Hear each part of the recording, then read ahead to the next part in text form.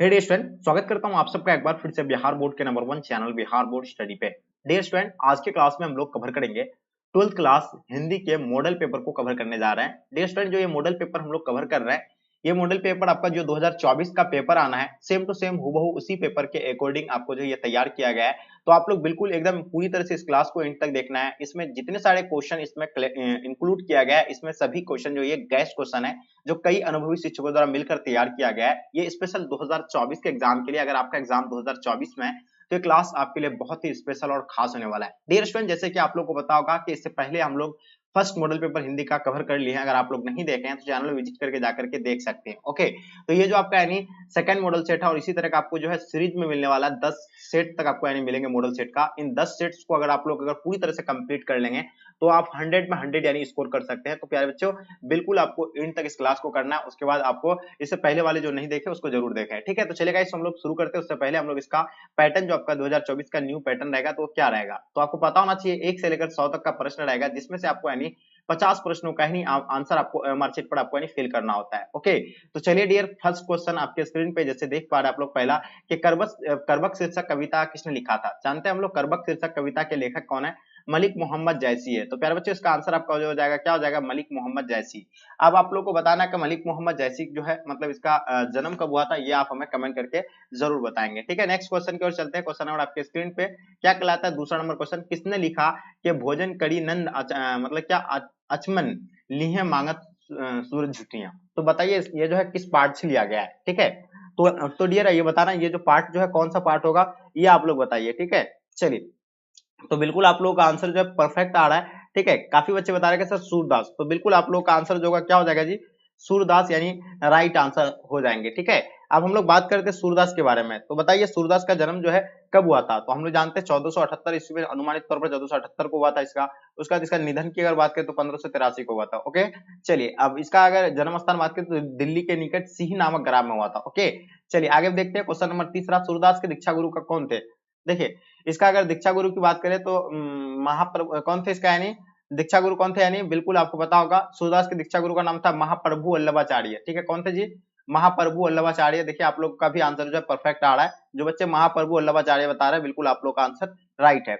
हाँ, ठीक है, चलिए क्वेश्चन नंबर 4 देखेंगे आपके स्क्रीन पे। नवदास किसके शिष्य थे? बताइए, नवदास के बारे में आप लोग को बताना है। अग्रदास के थे, रामानंद के थे, या वल्लभाचार्य या विठलनाथ के थे? तो देखिए हम लोग जानते हैं नवदास के अगर शिष्य की अगर बात करें तो नवदास जो थे यानी किनके शिष्य थे?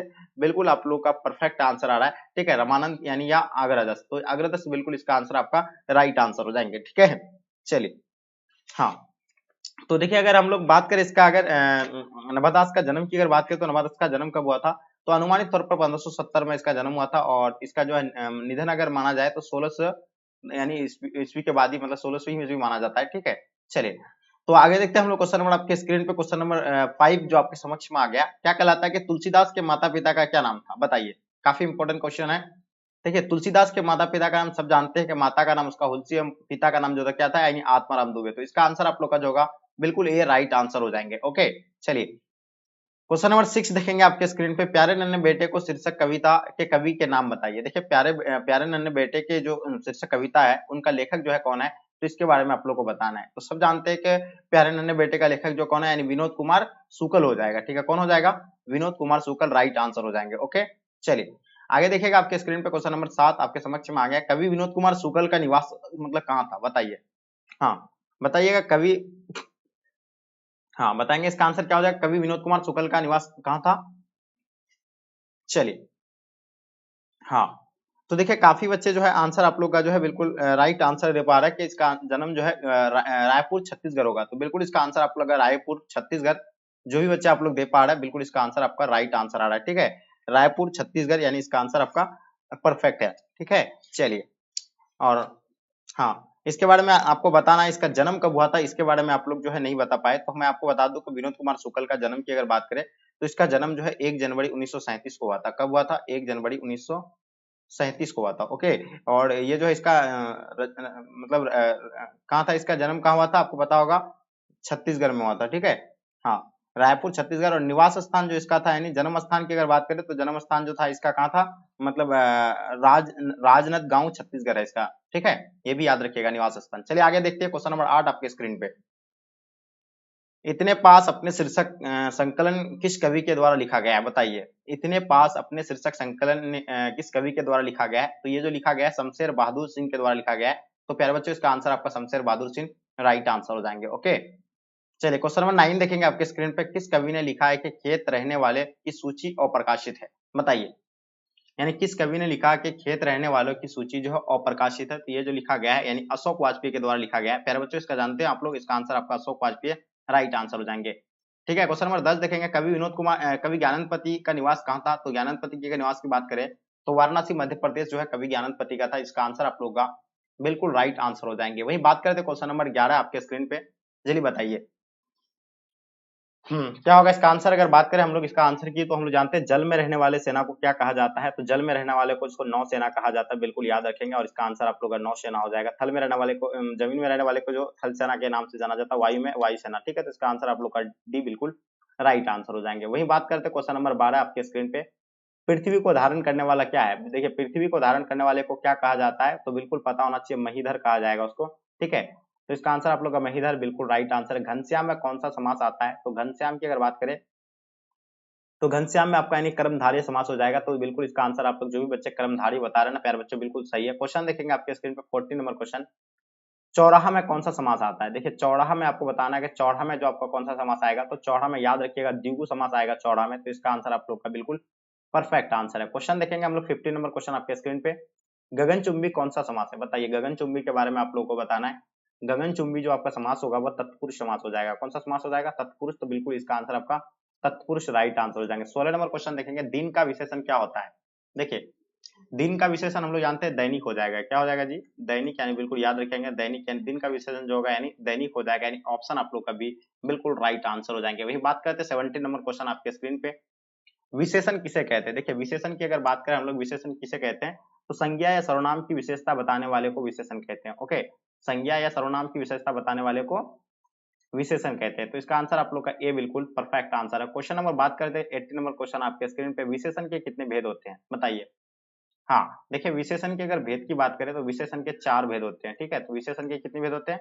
4 भेद होते हैं। और इसका आंसर आप लोग जो भी बच्चे 4 भेद बता रहे हैं ना, बिल्कुल परफेक्ट है। ठीक है, चलिए आगे देखिएगा क्वेश्चन नंबर 19 आपके स्क्रीन पे। सभा कौन सा लिंग है? तो बताइए। देखिए अक्सर बच्चे जो है सभा को जो है पुल्लिंग कहते हैं, लेकिन सभा पुल्लिंग नहीं है, क्योंकि आप लोग आंसर दे रहे क्या जिसके अंत में क्या आकार वो देख के देते हैं, लेकिन कुछ चीजों को जो है अपवाद में रखा गया है। ठीक है, तो इसका आंसर आपका जो होगा क्या कौन सा हो जाएगा? स्त्रीलिंग हो जाएगा। ठीक है, जैसे पूजा हो जाएगा, हवा दवा, ये जो भी स्त्रीलिंग होता है। ठीक है, चलिए वही बात करें तो क्वेश्चन नंबर 20 आपके स्क्रीन पे क्या कहलाता है कि सुभद्रा कुमारी चौहान को चौहान का माता पिता का नाम बताइए। तो हम लोग जानते हैं सुभद्रा कुमारी चौहान के माता पिता का नाम श्रीमती धीराज कुंवर एवं ठाकुर नाथ रामनाथ सिंह। ठीक है, तो इसका आंसर आप लोग का डी बिल्कुल राइट आंसर हो जाएंगे। वही बात करें तो क्वेश्चन नंबर 21 काव्यत्री सुभद्रा कुमारी चौहान का जन्म कब हुआ था, बताइए।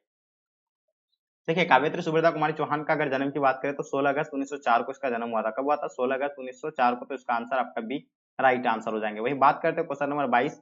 रोज शीर्षक कहानी में किसने पूछा तुम कुछ पढ़ती लिखती नहीं हो? यानी कब किसके यहाँ जाता है? लेखक जब मालती के यहाँ जाता है, ठीक है, अपने दूर के रिश्तेदार के भाई के बहन के यहाँ जाती है, ठीक है, लेखक। तो वो जो है क्या किससे पूछता है? रोज मालती से पूछती है। ठीक है, मालती से पूछता कौन? यानी लेखक। ठीक है, आगे जी पूछते हैं कि तुम कुछ पढ़ती लिखती नहीं हो। तो ये कौन किसने पूछा था? ये लेखक ने पूछा था। ओके, आगे हम लोग बात करते हैं क्वेश्चन नंबर 23। कवि शमशेर बहादुर सिंह का जन्म कब हुआ था? तो बताइए कवि शमशेर बहादुर सिंह के बारे में आप लोग को बताना है। तो इसका जन्म कब हुआ था? 14 जनवरी 1912, 12 जनवरी 1910, 13 जनवरी 1911 या 15 जनवरी 1913? चलिए, तो देखिए आप लोग जानते हैं इसका आंसर आपका क्या हो जाएगा, यानी 14 जनवरी 1912, यानी बिल्कुल इसका आंसर परफेक्ट आंसर होगा। नेक्स्ट क्वेश्चन की ओर चलते हैं। मुक्तबोध की आलोचना पुस्तक का नाम लिखें। तो हम जानते हैं मुक्तबोध की आलोचना पुस्तक का नाम क्या क्या है? कामिनी, एक पूर्ण विचार, नई कविता या आत्म संघर्ष, उसके बाद या नई साहित्य का सौंदर्य शास्त्र, आखिर रचना क्यों? ठीक है, समीक्षा की समस्या, साहित्य की डायरी, ये सभी हो जाएगा। ठीक है, तो बिल्कुल उपयुक्त में से सभी हो जाएगा, यानी मुक्तबोध की आलोचना की पुस्तक का नाम ये सभी हो जाएगा। ठीक है, आगे देखिएगा आपके स्क्रीन पे क्वेश्चन नंबर 25। अधिनायक शीर्षक कविता की पुस्तक से लिया गया, यानी किस पुस्तक से लिया गया बताना आपको। यानी अधिनायक शीर्षक कविता जो है किस पुस्तक से लिया गया है? तो ये आत्महत्या के विरोध से लिया गया है। तो इसका आंसर आप लोग का आत्महत्या के विरोध, यानी ऑप्शन आपका ए राइट आंसर हो जाएंगे। क्वेश्चन नंबर 26 देखेंगे। किसने लिखा पूरब पश्चिम से आते हैं नंगे बूचे नरकंकाल? सिंहासन पर यानी बैठा उनके तमगे कौन लगाता है, बताइए। बिल्कुल इसका आंसर आपको परफेक्ट बताना चाहिए। किसने लिखा? पूरब पश्चिम से आते हैं नंगे बूचे नरकंकाल, सिंहासन पर बैठा उनके तमगे कौन लगता है। तो बिल्कुल याद रखिएगा, इसका आंसर आपका रघुवीर शाह हो जाएगा प्यारे बच्चों। तो इसका आंसर आप लोग का सी राइट आंसर हो जाएंगे। ठीक है, क्वेश्चन नंबर 27 देखेंगे, व्यापार शब्द का विशेषण क्या होता है। तो हम लोग जानते हैं व्यापार शब्द का विशेषण की अगर बात करें तो व्यापारिक हो जाएगा। क्या हो जाएगा इसका विशेषण? व्यापारिक। जितने सारे बच्चे आप लोग व्यापारिक बता रहे हैं, बिल्कुल आप सभी बच्चों का आंसर परफेक्ट है। वहीं बात करते हैं क्वेश्चन नंबर 28, कवि विनोद कुमार शुक्ल का जन्म कहाँ हुआ था। देखिए, कवि विनोद कुमार शुक्ल का अगर जन्म की बात करें तो अभी जस्ट अभी आपको बताया गया, ये जो है राजना गांव छत्तीसगढ़ में हुआ था, और उसका निवास का स्थान कहाँ था? रायपुर यानी कहाँ था? छत्तीसगढ़ था। ठीक है, तो इसका आंसर आप लोग का जो है बिल्कुल डी जो है राइट आंसर, सी जो है राइट आंसर हो जाएंगे। ठीक है, चलिए आगे देखते हैं क्वेश्चन नंबर 29 आपके स्क्रीन पे, गांधी जी की झोपड़ी को किसने जला दिया था। तो देखिए, गांधी जी की झोपड़ी को जलाया था कौन? एमन साहब के कर्मचारी के द्वारा जो है गांधी जी की झोपड़ी को जला दिया गया था, और इसका आंसर आप लोग का बिल्कुल सी राइट आंसर है। वहीं बात करते हैं 30 नंबर क्वेश्चन, झूठन शीर्षक की विधा क्या है। ठीक है, तो झूठन का जो विधा जो आपको पता होना चाहिए, कहानी है। क्या है? कहानी है। तो बिल्कुल इसका आंसर आपका राइट आंसर हो जाएगा। और झूठन के लेखक जो है कौन है ये बताना आपको। अभिमान शब्द में उपसर्ग बताइए। देखिए, उपसर्ग की बात करें तो देखिए शब्द का शुरू का उच्चारण से आप जो है उसका उपसर्ग निकाल सकते हैं, अभी जोरमान। ठीक है, तो क्या लगाया है इसमें? उपसर्ग अभी लगाया है। तो यहाँ बिल्कुल इसका आंसर आपका देखिए अभी कौन सा ऑप्शन में दिया हुआ है, तो ऑप्शन आपका डी दिया हुआ है अभी, तो ऑप्शन डी राइट आंसर हो जाएंगे। अनुवाद में कौन सा उपसर्ग होगा? तो इसको देखिए अनुजोरवाद, यानी अनु जो है लगाया, क्या लगाया? उपसर्ग लगाया। तो इसका आंसर आपका बिल्कुल ए राइट आंसर हो जाएंगे। वही बात करते हैं क्वेश्चन नंबर 33, चुनाव में किस प्रत्यय का प्रयोग हुआ है। चुन आओ, लास्ट में किसका प्रयोग किया हुआ? आओ का, यानी आओ। ठीक है, तो इसका आंसर आपका जो होगा डी राइट आंसर हो जाएंगे। वही बात करते हैं लुटेरा में प्रत्यय बताइए। तो यहाँ आपको प्रत्यय इसका देखना है लुटेरा, लास्ट में क्या आता है? एरा की बात आ रही है। ठीक है, तो यहाँ आपका इसका उच्चारण से निकाल सकते हैं प्रत्यय, यानी ऑप्शन आप लोग का बी बिल्कुल राइट आंसर हो जाएंगे। ठीक है, चलिए 35 नंबर क्वेश्चन का आपको आंसर बताना है कि उजाला का पर्यायवाची जो होता है यानी क्या होता है, जल्दी बताएंगे फटाफट।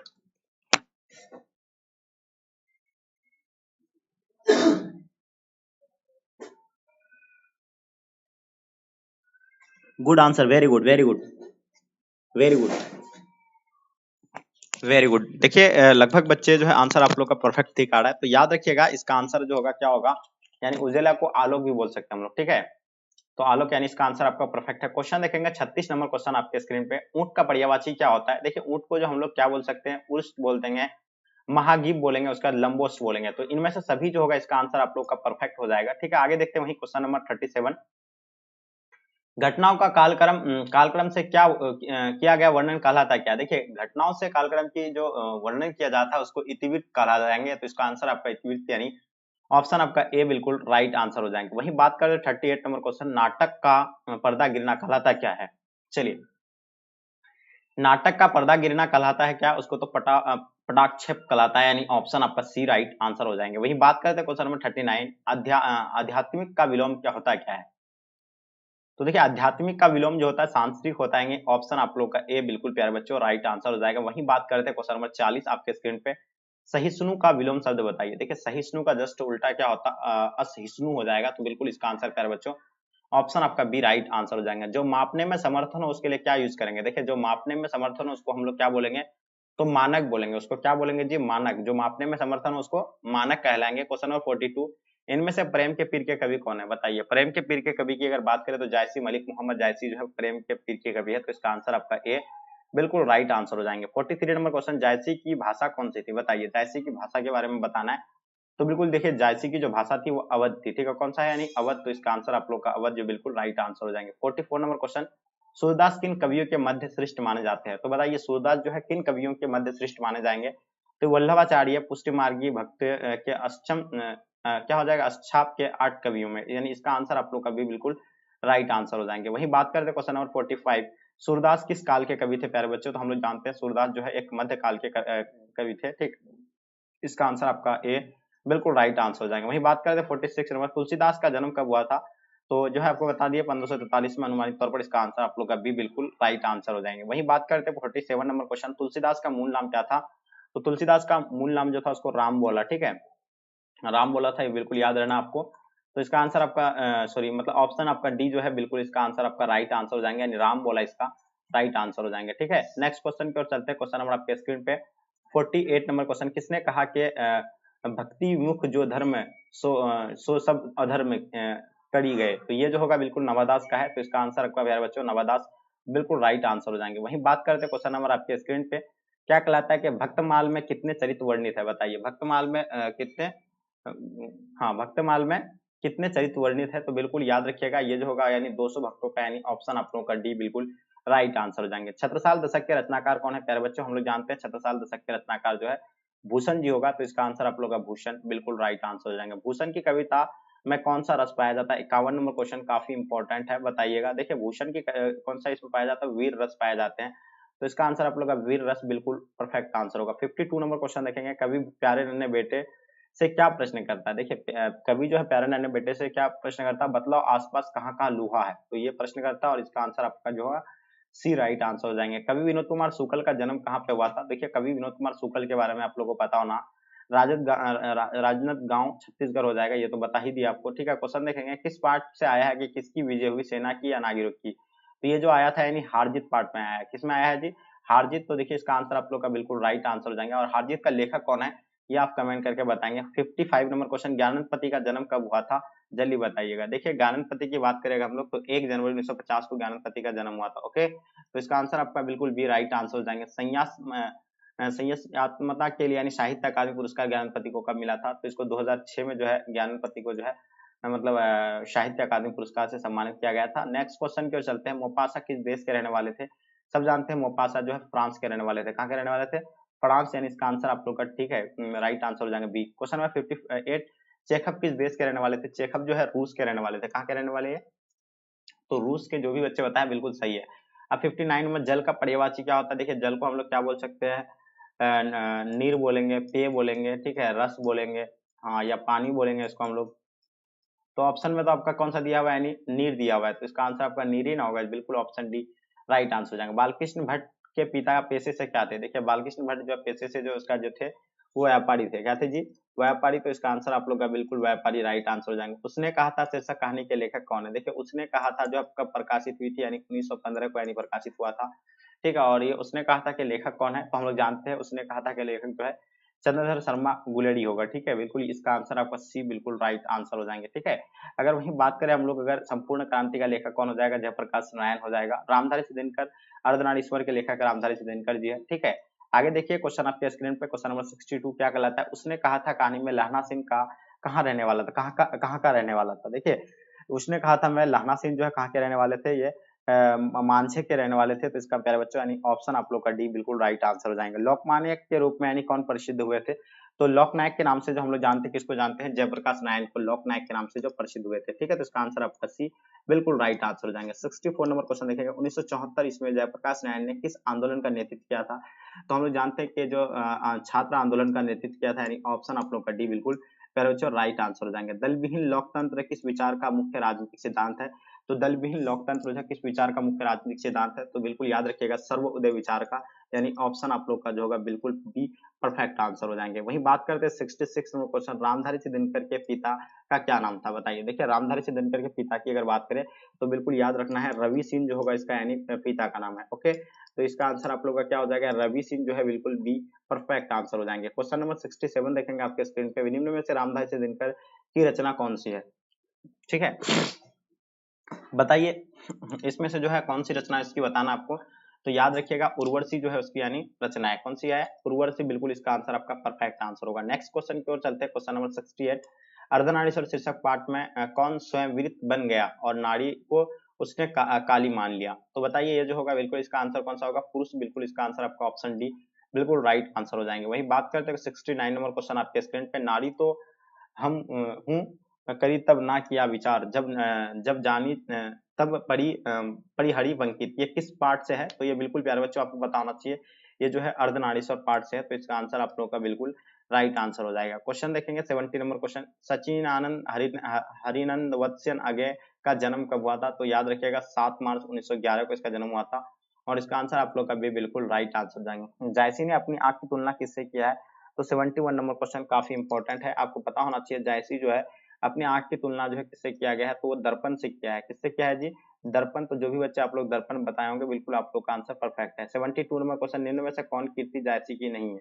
तो इसमें से जायसी की जो है कौन सा नहीं है, तो पद्मावत यानी उसी का ही है, अखरावट उसी का ही है, चित्ररेखा उसी का है, लेकिन भक्तमाल जो उसका नहीं है, तो इसका आंसर आपका डी बिल्कुल राइट आंसर हो जाएंगे। रधार केली किसकी रचना है बताइए? 73 नंबर क्वेश्चन का आपको बताना है, ये आपको पता होना चाहिए, सूरदास की रचना किसकी है? सूरदास। तो बिल्कुल इसका आंसर आपका परफेक्ट है। क्वेश्चन नंबर 74, किसकी रचना सरद भगवद गीता के पद्धति पर यानी द्वादश स्कंदों का मैं नारी महावी का ये हुई है? तो ये बिल्कुल आपको याद रखना है, सूरसागर की है। तो प्यारे बच्चों इसका आंसर आप लोग का बी बिल्कुल राइट आंसर हो जाएंगे। वहीं 75 नंबर क्वेश्चन का देखेंगे तो तुलसीदास के दीक्षा गुरु कौन थे? तो हम लोग जानते हैं तुलसीदास के दीक्षा गुरु की अगर बात करें तो इसका आंसर हो जाएगा नरहरिदास, जो होगा तुलसीदास के दीक्षा गुरु थे। क्वेश्चन देखेंगे आपके स्क्रीन पे, 77 से निम्न में से कौन रचना तुलसीदास की नहीं है? तो बताइए तुलसीदास की जो है इसमें से सॉरी है कौन सा है? तो देखिए शिवाजी तो उसका भी नहीं है, मसाला नामा उसका भी नहीं है, लहर नहीं है, तो दोहा अली जो है किसका है नहीं, तुलसीदास का ही है। क्वेश्चन देखेंगे हनुमान बाहु रचना कितने छंदों की है? तो बताइए, याद रखिएगा हनुमान बाहु जो रचना ये 44 छंदों की है, तो बिल्कुल इसका आंसर आपका राइट आंसर होगा। वहीं बात करते हैं क्वेश्चन नंबर 78, रामचरितमानस निम्न में क्या है? तो देखिए रामचरितमानस जो है एक महाकाव्य है, क्या है जी? महाकाव्य। तो इसका आंसर आप लोग का महाकाव्य राइट आंसर हो जाएंगे। 79 देखेंगे, छप्पे के अनुसार सबके हित का वचन कौन कहता है? बताइए। देखिए छप्पे के अनुसार सबके हित का वचन जो रहता है वो किसका होता है? कबीर जी का होता है। ठीक है, तो इसका आंसर आप लोग का कबीर बिल्कुल राइट आंसर हो जाएंगे। विमल बुद्धि तो मतलब क्या होगा? तासु की जो यह गुण सर्वन नी धरे, यह पंक्ति किस शीर्षक कविता से है? तो बिल्कुल याद रखिएगा ये छप्पे से है, तो इसका आंसर आप लोग का ऑप्शन डी बिल्कुल राइट आंसर हो जाएंगे। ठीक है, शिवराज भूषण में कितने अलंकारों का यानी निरूपण हुआ था? तो इसमें 105 अलंकारों का निरूपण हुआ था।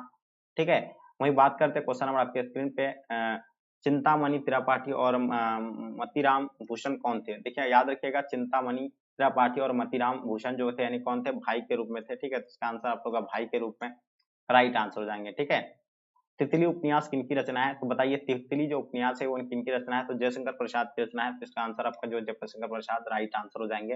वही बात करते हैं 84 नंबर क्वेश्चन, जयशंकर प्रसाद के जयश्रेष्ठ भर्ता का क्या नाम था? याद रखिएगा जयशंकर प्रसाद के जयश्रेष्ठ भर्ता का जो नाम था शंभू रतन थे। ठीक है, क्या नाम था इसका? शंभू रतन, बिल्कुल याद होगा, राइट आंसर होगा। 85 नंबर क्वेश्चन देखेंगे, सुभद्रा कुमारी चौहान और महादेवी वर्मा किस स्कूल में यानी एक साथ पढ़ती थी? ये जो एक साथ पढ़ते थे यानी क्रॉसवेट गर्ल्स स्कूल इलाहाबाद में पढ़ते थे। इसका आंसर आपको ए बिल्कुल राइट आंसर हो जाएंगे। ठीक है, गुलामी का नशा नामक नाटक के लेखक कौन है? हाँ, तो गुलामी का नशा नामक नाटक के लेखक जो आपका यानी ठाकुर लक्षण सिंह हो जाएगा। तो बिल्कुल इसका आंसर आप लोग का बी राइट आंसर हो जाएंगे। वही बात करते हैं क्वेश्चन नंबर 87, छोर काम दौड़ कर आई माँ कहकर जिस समय पुकारा किस कविता की है पंक्ति है ये? तो ये पंक्ति याद रखिएगा, ये जो है किसका है यानी पुत्र वियोग का हो जाएगा। ठीक है, तो इसका आंसर आप लोग का पुत्र वियोग राइट आंसर हो जाएंगे। शमशेर बहादुर सिंह की रचना जो इनमें से कौन सी है? तो हम लोग जानते हैं शमशेर बहादुर सिंह की अगर रचना की अगर बात करें तो इसमें से जो कौन सा होगा यानी टूटी हुई बिखरी हुई, तो यानी इसका आंसर आप लोग का डी बिल्कुल राइट आंसर हो जाएंगे। वही बात करते हैं 89, गजानन माधव मुक्तोबत का जन्म कब हुआ था? हाँ, तो गजानन माधव मुक्तोबत का जन्म 1917 को हुआ था। ठीक है, आगे देखिएगा आपके स्क्रीन पे, गजानन माधव मुक्तोबत ने किस विश्वविद्यालय में एमए में उत्तीर्ण किया था? तो ये याद रखिएगा नागपुर विश्वविद्यालय से उत्तीर्ण किया था। ठीक है, तो बिल्कुल इसका आंसर आपका ए राइट आंसर हो जाएंगे। ठीक है, कामायनी एक पुण्य विचार किसकी रचना है? बताइए। 91 नंबर क्वेश्चन का आपको आंसर बताना है। इसका आंसर जो होगा गजानन माधव मुक्तोबोध यानी ऑप्शन आप लोग का बी बिल्कुल राइट आंसर हो जाएंगे। ठीक है, क्वेश्चन नंबर 92 देखेंगे, राष्ट्रीय त्योहार के दिन यानी हरचना क्या पहने हुए थे? बताइए। तो याद रखिएगा राष्ट्रीय त्योहार के दिन हरचना जो है क्या पहने हुए थे? फटा सुथना जो है पहनी हुई थी। इसका आंसर आप लोग का डी बिल्कुल राइट आंसर हो जाएंगे। निम्न में से कौन कवित्त संकलन विनोद कुमार शुक्ल का है? बताइए।